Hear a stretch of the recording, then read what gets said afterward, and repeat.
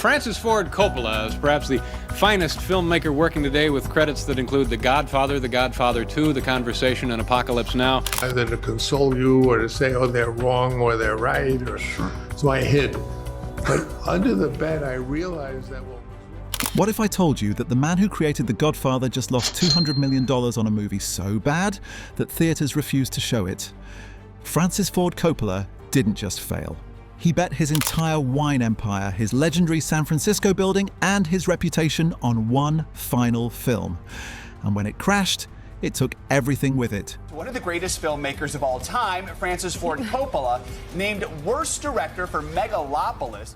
But here's the part that will blow your mind. This isn't the first time Coppola has lost everything. He's been broke before, bankrupt before, and each time he clawed his way back by making movies that changed cinema forever. The story I'm about to tell you spans 50 years of Hollywood history. It's about a man who won more Oscars than almost anyone alive, then threw it all away chasing impossible dreams. By the end of this video, you'll understand why Francis Ford Coppola might be the most brilliant failure in Hollywood history. And the final twist will make you question everything you think you know about success. The young genius. Let's start in 1962. Francis Ford Coppola is just a film student at UCLA when something incredible happens. He wins the Samuel Goldwyn Writing Award for a screenplay called Pilmer Pilmer. Most students would celebrate and move on. Not Coppola. He saw this award as proof that he could beat Hollywood at its own game. Throughout the 1960s, Coppola played the system perfectly. He co-wrote big studio movies like This Property is Condemned and Is Paris Burning? He was learning how Hollywood worked from the inside, but he had a secret plan. In 1969, he directed The Rain People, a small road movie that nobody saw, but critics loved. Then came the breakthrough that changed everything. In 1970, Coppola co-wrote Patton. The script won the Academy Award for Best Original Screenplay. Suddenly, every studio in Hollywood wanted to work with him. But Coppola wasn't interested in being just another writer for hire. He wanted to be the boss. And he was about to get his chance. The Godfather years, peak power. March 15th, 1972. The Godfather hits theaters and becomes a cultural earthquake. Here's what most people don't know. Paramount Studios didn't want Coppola to direct it. They wanted Sergio Leone, the guy who made spaghetti westerns. When Leone said no, they reluctantly hired the young writer who had won the Oscar for Patton. It was the best mistake they ever made. The Godfather didn't just make money, it made Coppola the most powerful director in Hollywood. But he was just getting started. 1974 was the year Coppola proved he was a genius. He released two masterpieces, The Conversation and The Godfather, Part 2. The Conversation won the top prize at the Cannes Film Festival. The Godfather Part 2 won Best Picture and Best Director at the Oscars. Coppola, at age 35, had achieved something almost impossible. He was both a critical darling and a box office king. But the movie that really showed his ambition was Apocalypse Now, the apocalypse gamble. Apocalypse Now was supposed to be a simple war movie. Instead, it became a nightmare that nearly destroyed Coppola's career and sanity. The shoot in the Philippines was cursed. Typhoons destroyed sets. Martin Sheen had a heart attack. The budget exploded from $12 million to $30 million. Coppola mortgaged his house, his cars, everything he owned to finish the film. During filming, Coppola famously said, "This film is not about Vietnam, it is Vietnam." He wasn't being dramatic, he was losing his mind. But when Apocalypse Now premiered at Cannes in 1979, it won the top prize. Critics called it a masterpiece. Coppola had gambled everything and won. By the end of the 1970s, Francis Ford Coppola was arguably the most powerful director in Hollywood. He had the Oscars, the box office hits, and the respect of his peers. He was living the American dream. That's when he decided to destroy it all. The Dream Factory disaster. Coppola's big idea was called American Zoetrope.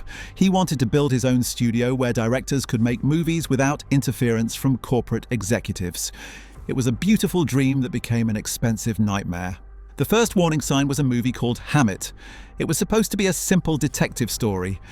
Instead, it became a production disaster that cost millions and took years to complete. But Coppola's real mistake was one from the heart. One from the Heart was going to be Coppola's masterpiece, a Las Vegas musical shot entirely on sound stages with cutting-edge technology. He spent $23 million creating a fantasy world that nobody wanted to visit. The movie bombed hard. Suddenly, Coppola owed $8 million he didn't have. Banks started calling. Lawyers started circling. And on January 7th, 1983, the headlines told the story: Coppola's Zoetrope Studios facing bankruptcy.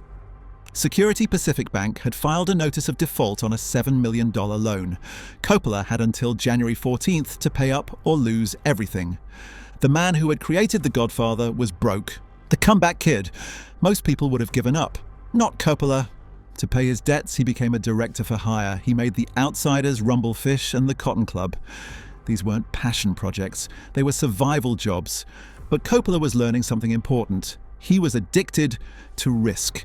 Even when he was broke, he kept making big bets. In 1990, he returned to his most famous creation with The Godfather Part 3. The movie got 7 Oscar nominations, but everyone knew it wasn't as good as the first 2 films. Still, it made money and reminded Hollywood that Coppola could deliver hits.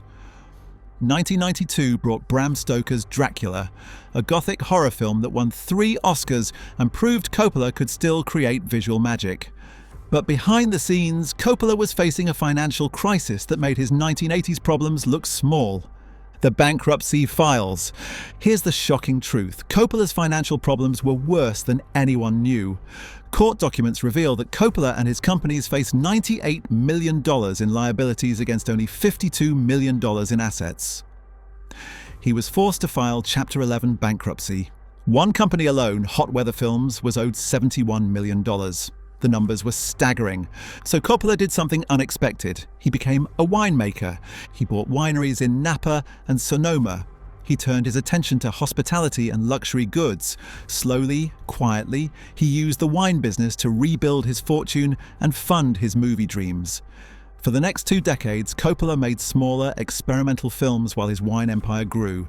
Most people thought he had retired from big-budget filmmaking. They were wrong. The final gamble: Megalopolis. Megalopolis was Francis Ford Coppola's White Whale. He had been talking about this futuristic epic since the late 1970s. It was going to be his masterpiece, his 2001 A Space Odyssey, his final statement as an artist. There was just one problem. Nobody wanted to make it. Studios read the script and passed. Investors heard the pitch and ran. For decades, Megalopolis existed only in Coppola's imagination. Then, in his 80s, Coppola decided to bet everything one more time.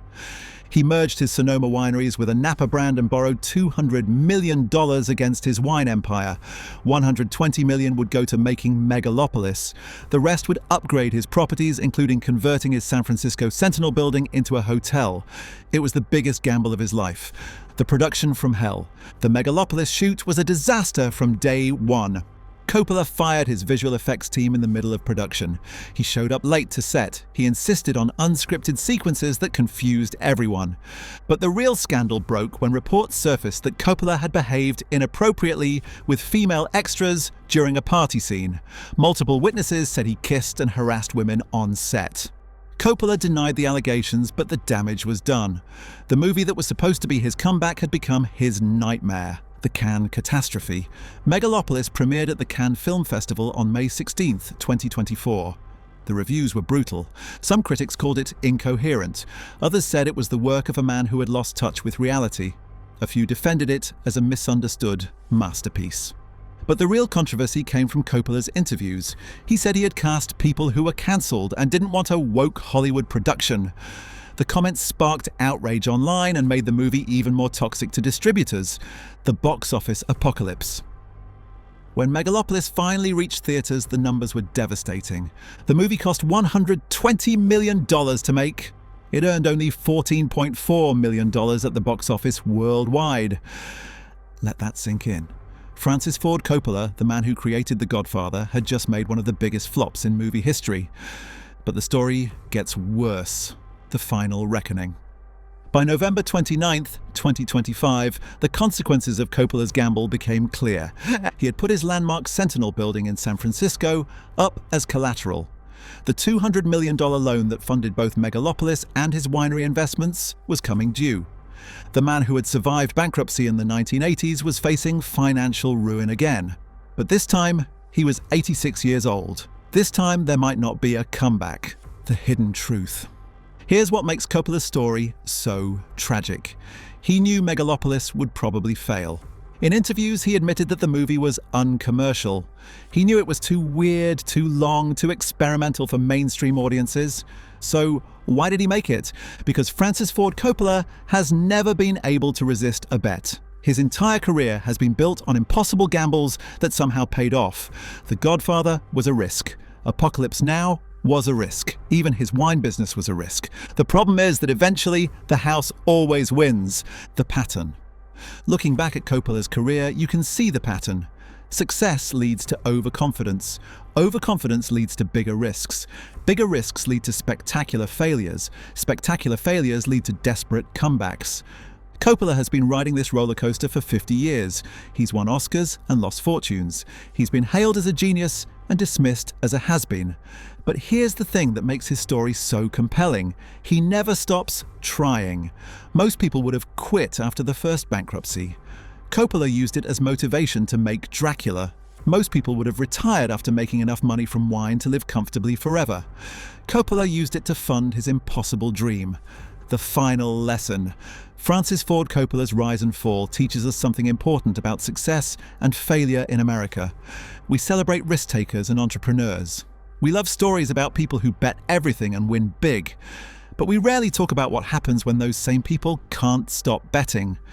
Coppola's tragedy isn't that he failed, it's that he succeeded so completely that he thought he was invincible. The Godfather made him rich and famous. Apocalypse Now made him a legend. But success can be more dangerous than failure because it makes you believe your own hype. Coppola spent 50 years proving he was a genius. Then he spent the next 20 years proving that even geniuses can make terrible decisions. Today, Francis Ford Coppola sits in his Napa Valley winery, surrounded by awards and memories of better times. Megalopolis will probably be his last film. At 86, he's too old for another comeback. But here's the twist that changes everything. Coppola doesn't regret making Megalopolis.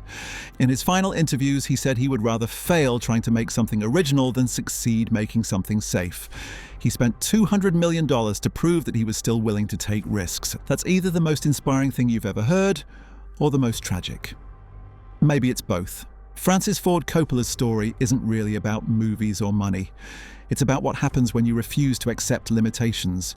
He could have retired after The Godfather. He could have played it safe after his first bankruptcy. He could have enjoyed his wine fortune instead of risking it on an impossible dream. But that wouldn't have been Francis Ford Coppola. The man who gave us The Godfather and Apocalypse Now was never going to go quietly into the night. He was always going to bet everything on one more roll of the dice. And maybe that's exactly how a legend should end. We are committed to releasing 2 videos a week. Like, share, subscribe, and hit the bell icon for more film lore.